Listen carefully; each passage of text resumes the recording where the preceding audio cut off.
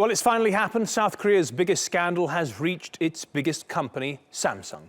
Its acting head has been charged with bribery and embezzlement.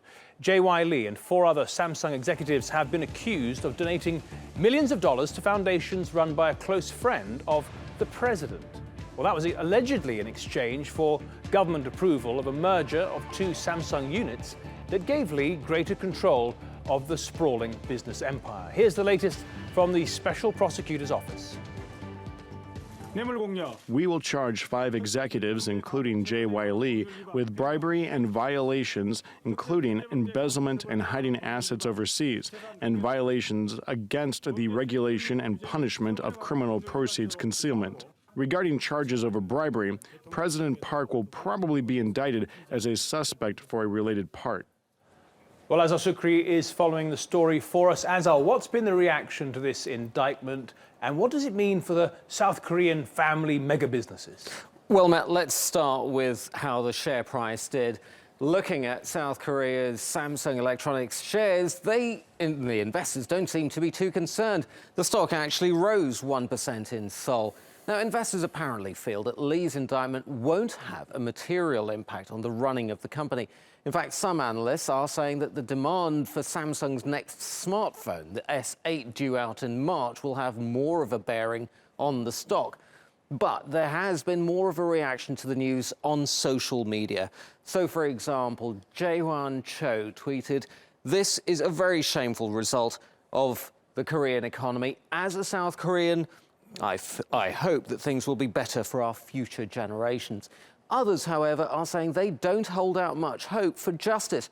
Thomas Ricker there saying odds are this will end in a presidential pardon like every other chaebol boss, including Lee's father. Now, Lee Kun-hee was indicted twice in the last decade and pardoned both times. He's been out of action since a heart attack in 2014.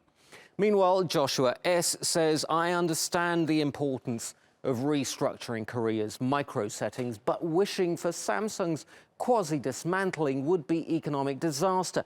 That underlines how crucial the chaebols are to South Korea's economy. In fact, the total sales of the top 10 chaebols amounted to about 3/4 of South Korea's GDP. The fact is, the share price has done okay, but is there any concern about how it's going to be run from day to day without the top man there? You have to understand that as a tech company, Samsung is structured rather differently from the likes of, say, Facebook. J.Y. Lee is not as hands-on as, for example, Zuckerberg. He's not involved in the design, production and marketing of their products. They have legions of professional managers who do that. But having said that, in the medium to long term, it could have an impact because he is guiding things in terms of mergers and acquisitions. So if he is jailed, there are medium to long-term implications for the company. However, Samsung is doing pretty well all right at the moment. Their last fourth quarter results showed a 50% increase in profits. Do you think it undermines the structure of the chaebols? Do you think it'll affect how other similar family-owned structures work?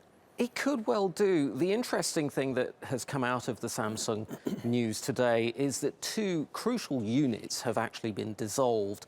One of them dealt with how all of the companies within the Samsung family are controlled internally. That unit has been dissolved, effectively giving the units, the subsidiaries, far more autonomy. And another unit that crucially deals with the government has also been dissolved, and this unit in particular was at the heart of the scandal that surrounded both Samsung and President Park Geun-hye. So, does this mean, does this set a model for the other chaebols? It could do. Chances are, though, that Samsung and the other chaebols will just find other ways to get about doing the same business as usual. Okay, business as usual.